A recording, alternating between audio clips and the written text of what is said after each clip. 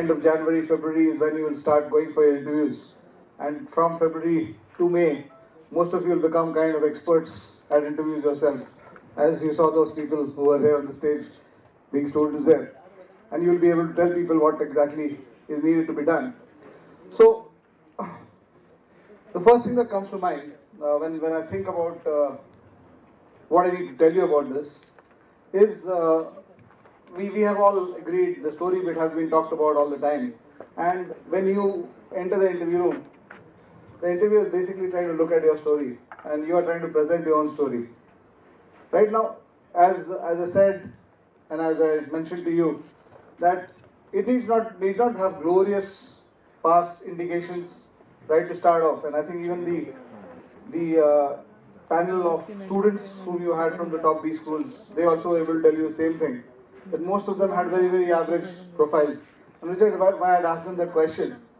What was the most difficult challenge you faced on your biodata? And you could see that, for example, Jay going from an 8-pointer to a 5-pointer and back to an 8-pointer. And we have profs here talking about consistency. And if that is true, on the one hand, people are looking for consistency and you don't have it, what can you do about it? And still, you have a person like Jay coming out and making it through. So which means that even if you don't have that, it is overcomable. It can be overcome through what you do and what you speak in your interview. So what is the primary purpose of the interviewer? What is the primary purpose of what the interviewer is looking at when you enter the interview room? So the answer to that question, which I am raising myself, is if you think logically, the answer is basically, what is at stake in the interview? You are asking for one seat at that college, and that interviewer or that college has got 400, 300 seats to give away. And it's expecting some kind of fit between the kind of student he is looking for and the kind of person you are. So the first thing that you need to understand is that when you're trying to do, I mean, of course, this also comes into the context of your question, why do you want to do an MBA? But when you're trying to look at the story you're going to present, that this is going to be my story, there need not be an end point. You need not tell him that after 15 years I'll be CEO at this company, staying in this location. You don't need those specifics. You need a broad direction. Okay, this is the direction I'm looking at. I want to work in the corporate sector. I want to set up my own NGO, or I want to be an entrepreneur. You have to have one of these stories which you are going after in your life. So that kind of determination or deterministic tendency about मेरे को ये करना है, उसका fit आ जाना चाहिए. Where do I want to be in 20-25 years time? What kind of impact I want to create?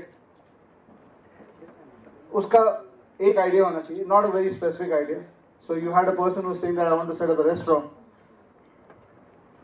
You don't need to do that. I personally don't advise people to pre-decide an entrepreneurial venture before you're entering an MBA. Why are you doing an MBA? You're doing an MBA. अगर restaurant खोलना है, अगर decided है तो जाके खोल लो.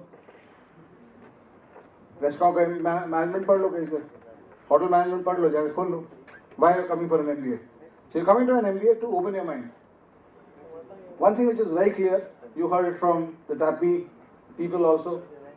You had some great profs who were speaking to you about this. One thing is very clear, they are looking at how clear you are with respect to who you want to become. And when you're talking about that point, once you have a definition of the kind of point you're heading to in 15 years' time in your life, then in this story, where does the MBA fit? So the fit of the MBA into your story is the first thing you take into account for. And please, please, please don't do an MBA for money. Let money be the byproduct of the work you do. It will always be.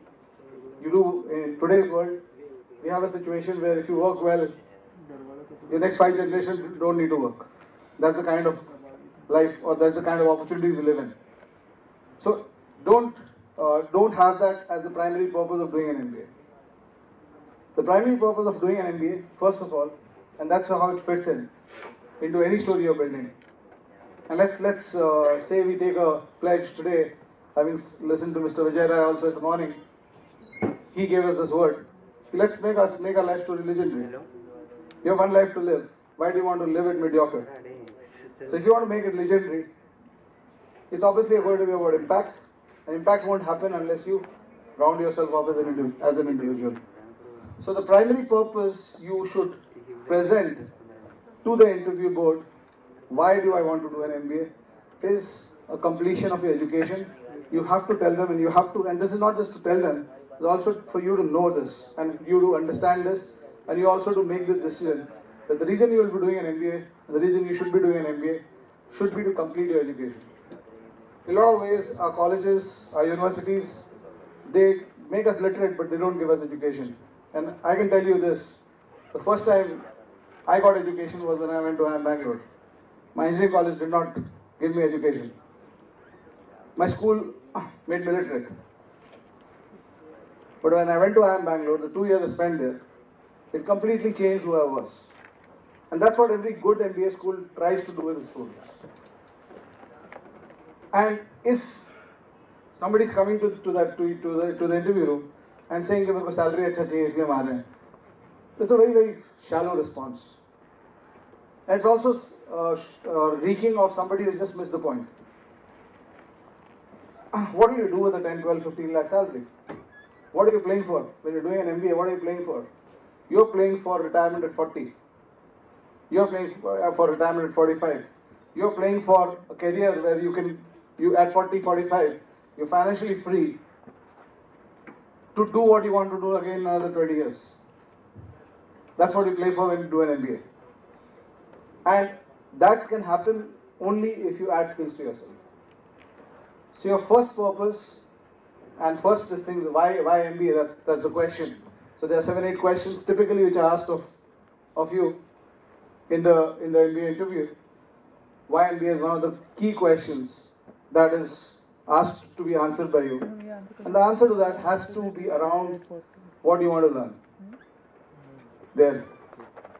And that can change from person to person. So somebody can say that I want to, my life story needs to, I'm trying to plan a life story which is going to end in the financial sector at the top. So I want to do an MBA from a top B school so that I get the necessary skills to go into that sector. The interview board will try, when you say something like this, the interview board, so as people are saying, questions will arise out of what you say. So once you define your answers for the first 7, 8 normal questions that everybody is asked in the interview, why MBA? What are these questions? Why MBA? Why should I select you? Right? What are the questions do you get? Introduce yourself. What specialization do you want to take? Where do you see yourself 10 years from now? If you look at all these questions, they are just trying to see how deterministic you are about who you want to be. Or is just somebody pushing you to do it?